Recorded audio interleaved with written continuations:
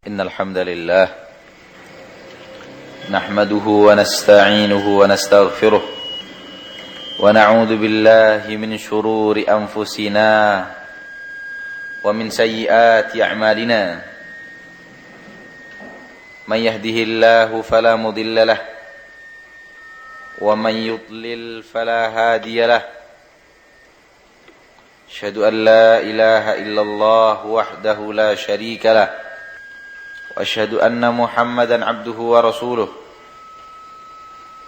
صلى الله عليه وعلى آله وأصحابه ومن تبعه بإحسان إلى يوم الدين وسلم تسليما كثيرا أما بعد.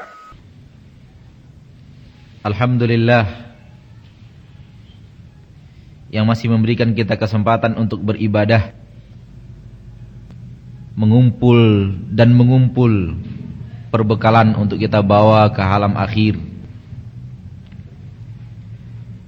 Di hari yang tidak ada berguna harta dan kekuasaan, kekayaan dan kedudukan tidak berfungsi, dan tidak ada yang diharapkan oleh seorang manusia melainkan pahala daripada amal-amal yang dia lakukan di permukaan bumi.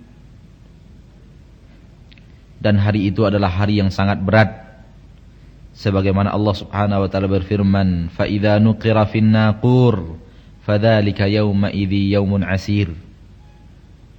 Apabila sudah ditiup sangkakala, maka hari itu adalah hari yang sangat berat. Bagaimana tidak,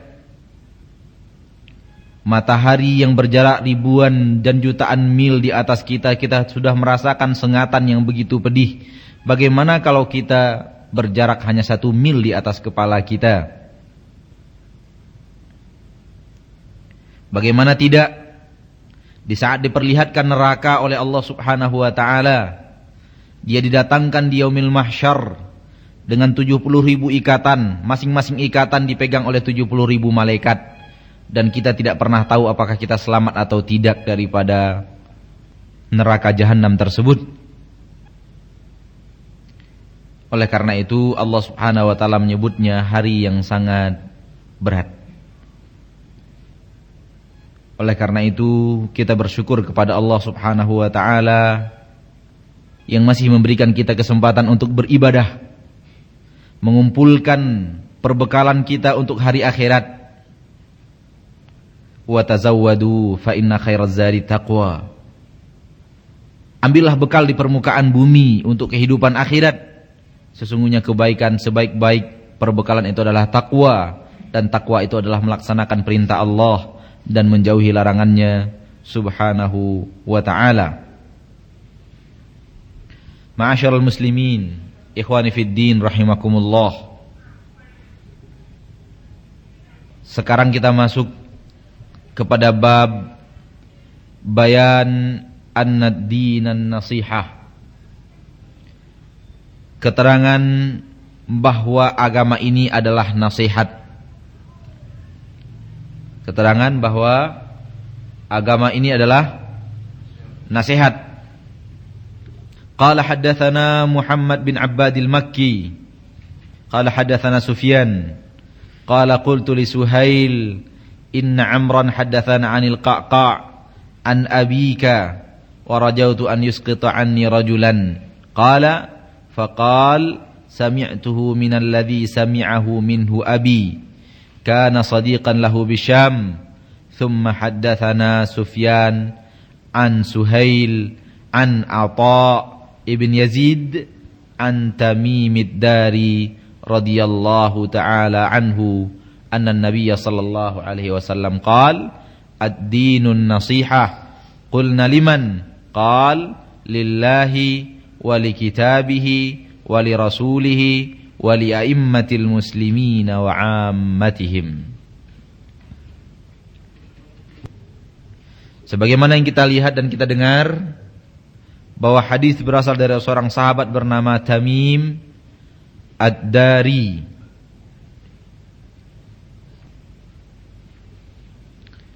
Tamim Ad-Dari hanya ini satu-satunya hadis yang dimiliki oleh beliau di dalam Sahih Muslim. Dan ini juga hadis yang satu-satunya dimiliki oleh Tamim Ad-Dari radhiyallahu anhu di dalam Sahihul Bukhari. Tidak ada hadis yang lain diriwayatkan oleh Tamim Ad-Dari dari Rasulullah SAW yang tertera dalam kitab Sahih Bukhari dan Sahih Muslim, melainkan hanya hadis ini.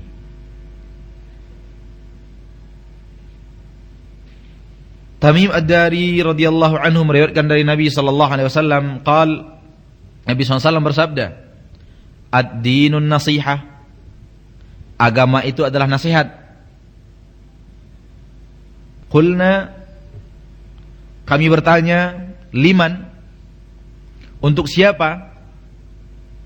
Qal, Nabi SAW bersabda, lillahi, untuk Allah, wali kitabihi, dan untuk kitabnya, yaitu Al-Quran, wali rasulihi, dan untuk rasulnya sallallahu alaihi wasallam, wali a'immatil muslimin, dan untuk pemimpin-pemimpin muslimin, pemimpin-pemimpin kaum muslimin, wa ammatihim, dan masyarakat umum kaum muslimin.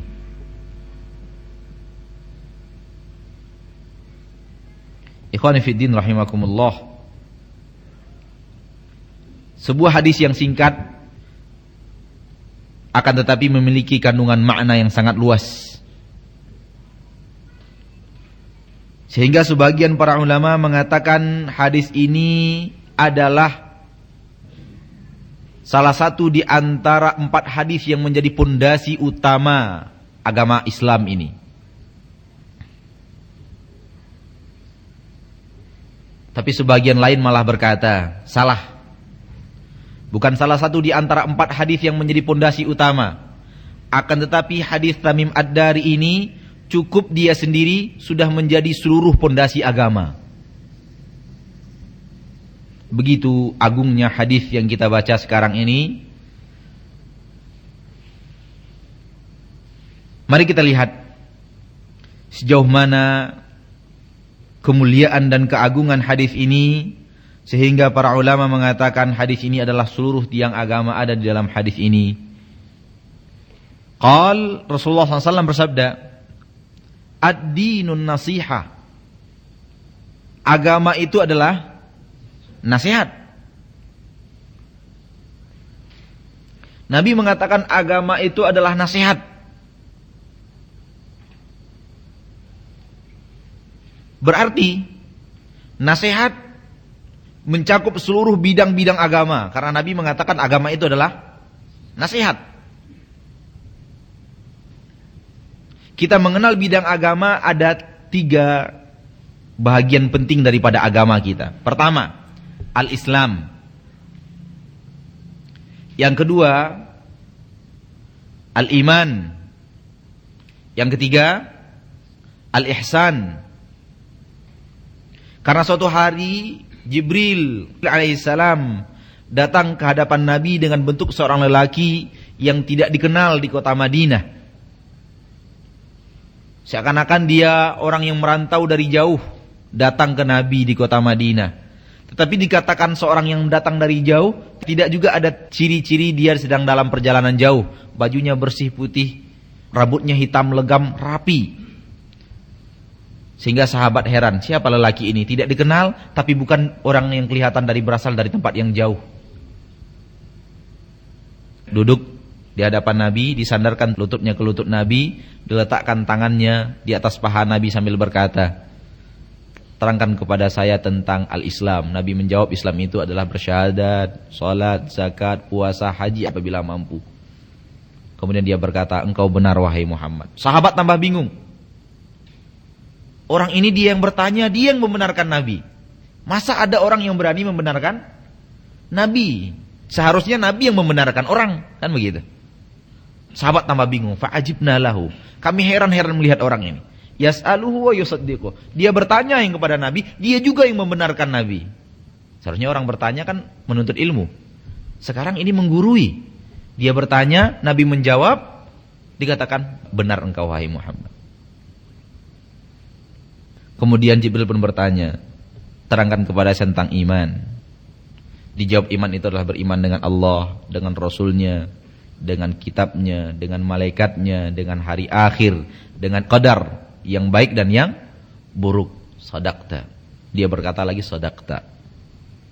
Tambah heran sahabat, tambah bingung, siapa orang ini? Fa akhbirni anil ihsan. Tolong kasih tahu saya tentang ihsan. Apa itu ihsan? Nabi berkata, ihsan itu adalah kamu beribadah kepada Allah seakan-akan kamu melihat dia. Apabila kamu tidak bisa seperti itu, yakinlah bahwa dia melihat kamu. Sadaqta. Benar kamu, hai Muhammad. Di akhir hadis, Nabi Muhammad SAW bertanya, atadruna manis sa'il? Tahukah kalian siapa yang bertanya tadi? Sahabat menjawab, Allah wa rasuluhu a'lam. Allah dan Rasulnya lebih mengetahui. Nabi menjawab, fa innahu Jibril atakum yu'allimukum dinakum. Sesungguhnya dia adalah Jibril. Dia datang kepada kalian untuk mengajarkan kalian agama kalian. Lihat, Nabi mengatakan untuk mengajarkan kepada kalian agama kalian. Berarti agama kita ada 3 bahagian. Bahagian keislaman, bahagian keimanan, dan bahagian ihsan. Islam berhubungan dengan amal zahir, berhubungan dengan syahadat, salat, zakat, haji, puasa. Iman berhubungan dengan masalah-masalah batin, keimanan kepada Allah, Rasulnya, kitabnya, malaikatnya, Rasul, hari akhir, dan qada dan qadar. Ihsan adalah berhubungan dengan keikhlasan. Sehingga keikhlasan yang kuat, seakan-akan kita beribadah melihat Allah Subhanahu wa ta'ala. Nabi mengatakan, inilah agama kalian. Jibril datang untuk mengajarkan agama ini kepada kalian. Berarti agama kita ada 3 tingkatan. Islam, iman, dan ihsan. Ketika Nabi mengatakan ad-dinun nasihah, agama ini adalah nasihat, berarti nasihat mencakup ketiga-tiga yang tadi. Nasihat mencakup ketiga-tiga yang tadi. Yang Islam iya, yang iman iya, yang ihsan juga iya. Karena di sini Nabi mengatakan seluruh agama itu adalah nasihat. Ikhwan fillah rahimakumullah, perlu kita terangkan di sini apa makna nasihat di dalam bahasa Arab. Karena ada sedikit perbedaan yang sangat menjolok antara nasihat dalam bahasa Arab dengan nasihat dalam bahasa kita. Nasihat dalam bahasa kita, kita melihat aib dalam seseorang, lalu kita berikan kata-kata nasihat agar dia berhenti daripada kesalahannya, agar dia jauh daripada aibnya, agar dia berjalan kepada jalan yang benar. Itu nasihat dalam bahasa kita. Kalau ini kita terapkan menasihati Allah, waduh kacau ini. Kan begitu? Ya, nasihat menasihati Rasul. Apa ini menasihati Rasul? Menasihati Al-Qur'an. Apa ini menasihati Al-Qur'an? Menasihati pemimpin-pemimpin. Wah, ini bisa diterima. Menasihati orang awam, masyarakat umum kaum muslimin. Ini bisa diterima. Tapi 3 makna yang tadi tidak masuk ketika diterjemahkan di dalam bahasa Indonesia. Kata-kata nasihah berasal dari nasahtu thawba idza khattuhu. Orang Arab mengatakan nasahar rajulu thawba. Lelaki itu memberikan nasihat kepada bajunya idza khatahu, kalau orang itu melihat seseorang laki itu menjahit bajunya, dikatakan nasahat thawba. Orang ini sedang menasihati thawbnya. Begitu kalau kita terjemahkan bahasa Arab, nasohanya kepada bahasa Indonesia. Artinya memperbaiki. Memperbaiki. Maka sesungguhnya nasihat memperbaiki apa yang ada pada sesuatu. Sebagian mengatakan makna nasihat berasal dari kata-kata nasahtu al-asala. Saya menasah al-asal. Menasah asal itu adalah idza safaituhu. Apabila kita saring, kita bersihkan dia dari kotoran-kotoran, kita pisahkan dia daripada lilinnya, itu dikatakan nasahal asala. Lelaki ini sedang melakukan nasah kepada asal, membersihkan sesuatu dari hal-hal yang kotor, membersihkan sesuatu dari hal-hal yang kotor. Nah, ini makna nasihat sebenarnya. Ketika kita pahami bahasa itu dalam bahasa yang sesungguhnya. Kalau kita pahami dalam bahasa kita nasihat, maka nasihat artinya sangat tidak masuk ke dalam makna hadis. Nah, nasihat adalah memperbaiki sesuatu yang salah atau menghilangkan sesuatu yang kotor dalam sesuatu yang suci. Asal bersih, bermanfaat. Lalu di dalamnya ada kotoran. Mungkin masih ada lebahnya, mungkin masih ada lilin-lilinnya. Maka disaring, dibersihkan daripada itu, membersihkan yang kotor di dalam hal-hal yang bagus. Maka kalau itu maknanya sangat masuk kepada apa yang diutarakan setelah ini, bahwa nasihat itu untuk Allah, untuk kitabnya, untuk rasulnya, untuk pemimpin dan untuk masyarakat awam, masyarakat umum. Allah subhanahu wa ta'ala maha suci, akan tetapi ada keyakinan-keyakinan yang salah tentang Allah, kan begitu? Kita bersihkan. Kitabullah adalah sesuatu yang suci, tetapi ada pemahaman-pemahaman yang salah atau pelaksanaan-pelaksanaan yang salah tentang kitab Allah, kita bersihkan. Rasul SAW adalah seorang yang suci, manusia termulia, tapi ada kesalahan-kesalahan di dalam bagaimana bersikap terhadap Nabi dan sunnahnya, kita bersihkan itu. Pemimpin salah, kita nasihati, kita perbaiki. Kaum muslimin ada yang salah, kita nasihati, kita perbaiki. Ini suatu hal yang penting, ikhwan fiddin rahimakumullah. Ya. Memahami agama Islam dengan bahasa asli. Nah, ini yang poin penting dalam hal ini. Memahami bahasa Islam dengan memahami bahasa asli. Nah, bahasa asli daripada Al-Quran dan Hadis adalah bahasa Arab. Maka harus seorang muslim kalau ingin benar pemahamannya, dia harus pahami bahasa Arab. Pahami bagaimana? Harus pandai bicara? Belum tentu. Pahami bagaimana bisa mengarang kitab bahasa Arab? Tidak harus seperti itu. Memahami bahasa yang masuk saya adalah begitu ada kata-kata, jangan dipahami bahasa Indonesia terjemahannya, tetapi apa kata-kata ini menurut pemahaman orang-orang Arab.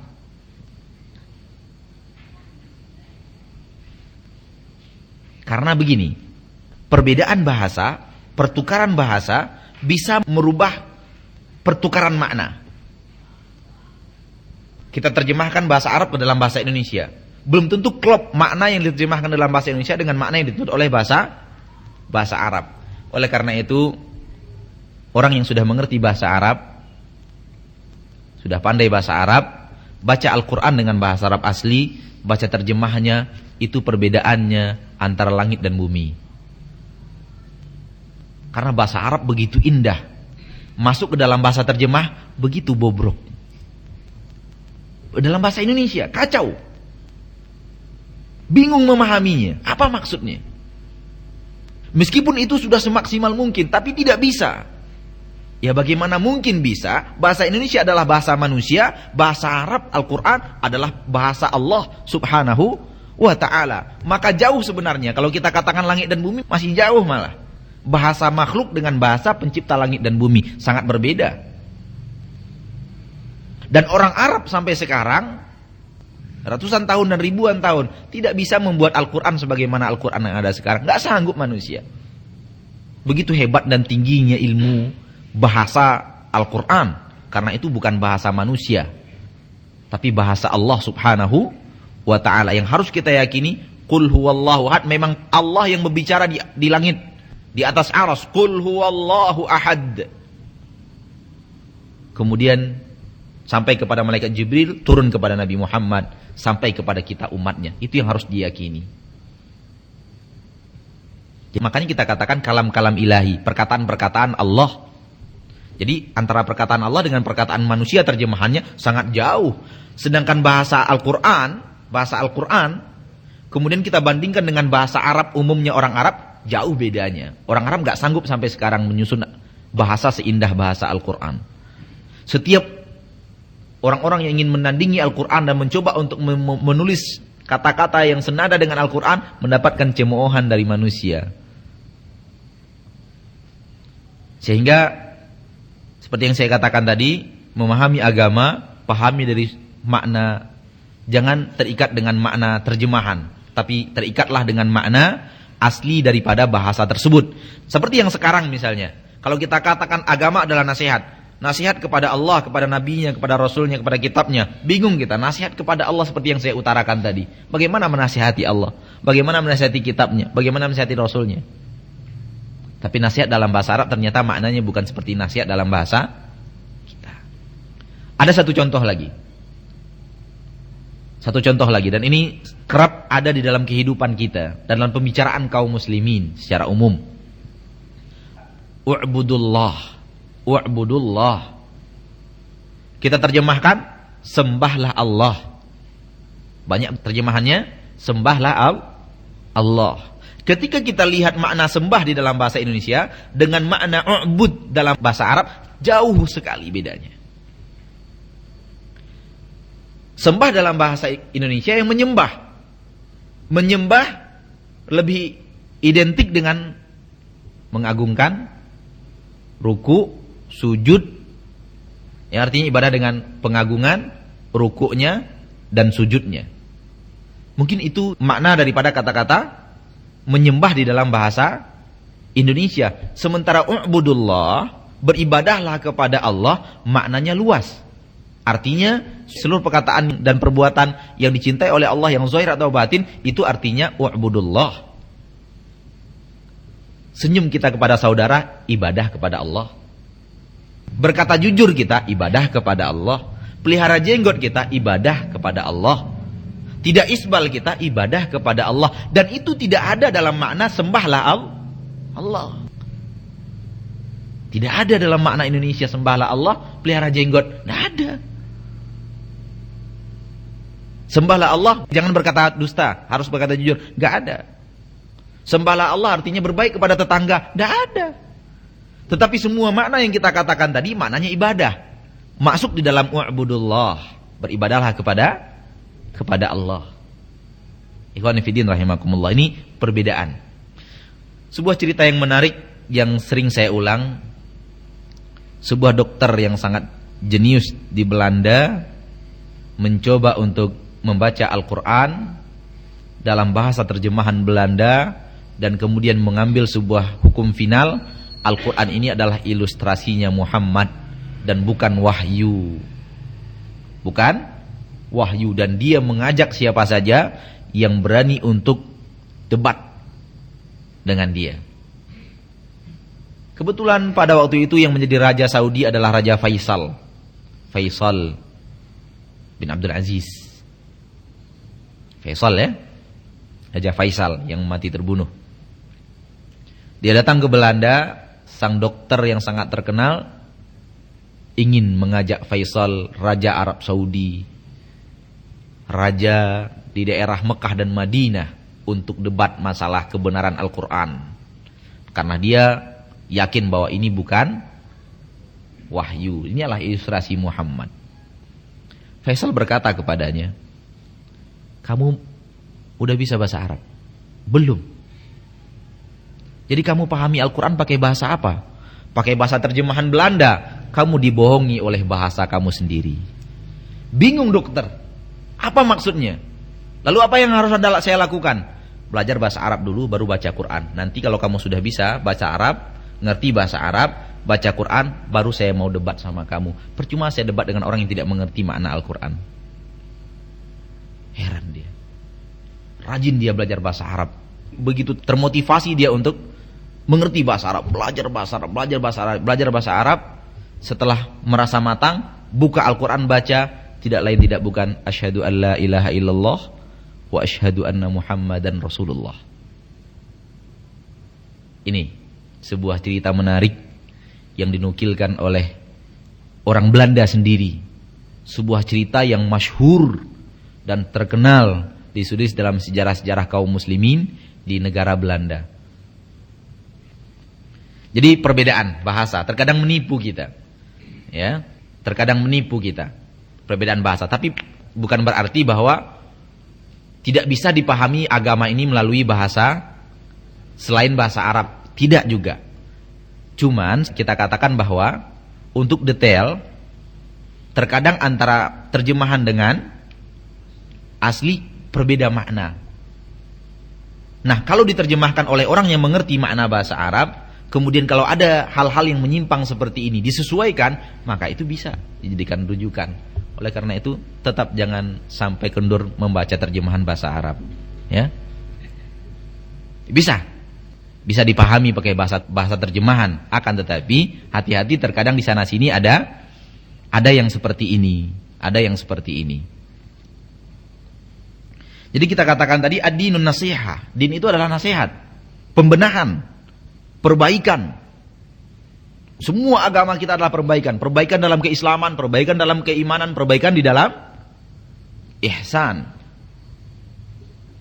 Qulna liman, kami bertanya kepada Nabi, liman, untuk siapa saja itu perbaikan, pembenahan, membersihkan daripada hal-hal yang kotor itu?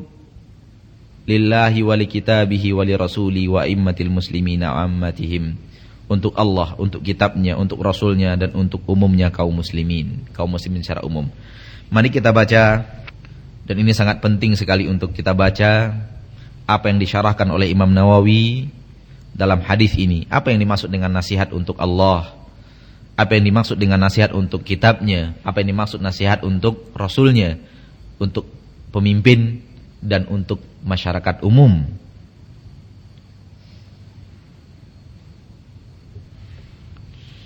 Amman nasihatu lillah. Kita langsung ke terjemahannya saja karena ini sangat panjang. Sengaja kita tidak potong-potong karena sangat bermakna syarah yang dibawakan oleh Imam Nawawi ini. Itu senada dengan syarah-syarah yang lain. Tapi Imam Nawawi mencoba untuk mengumpulkan syarah Ibnu Salah, syarah Qadiyah, dan yang lainnya. Kita baca dalam referensi-referensi yang lain hampir sama, tetapi Imam Nawawi mencoba untuk mengumpulkan. Nasihat untuk Allah maknanya adalah terfokus kepada masalah iman kepadanya. Iman kepada Allah, beriman kepada Allah Subhanahu wa taala, baik rububiyahnya, uluhiyahnya, dan asma wa sifatnya. Wa nafyus syariki anhu, dan menafikan seluruh kesyirikan. Tidak berbuat syirik, tidak menyekutukan Allah dengan sesuatu apapun.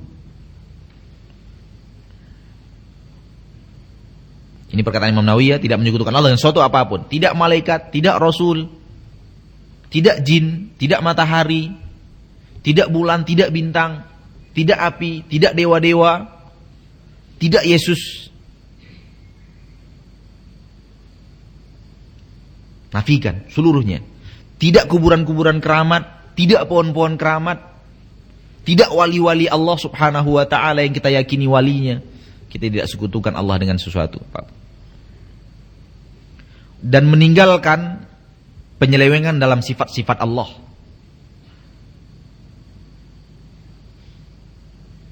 Meninggalkan penyelewengan dari sifat-sifatnya. Banyak yang menyelewengi sifat Allah Subhanahu wa ta'ala. Apa maksud menyelewengi sifat? Allah berkata, ghadiballahu alaihim, Allah marah kepada mereka. Mereka bilang, tidak mungkin Allah marah. Tidak ada sifat Allah pemarah itu.